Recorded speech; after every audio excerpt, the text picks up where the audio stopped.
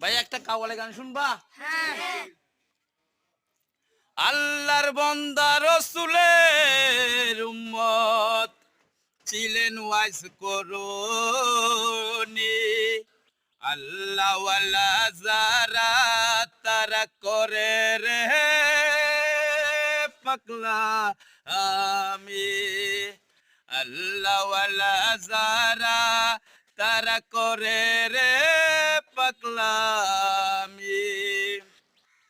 উহুদের ময়দানে নবীর দন্দন শহীদ হইল, সেই কবরটা পাগলা বেটা কেমন করে জানিল। আপনারা কি জানেন?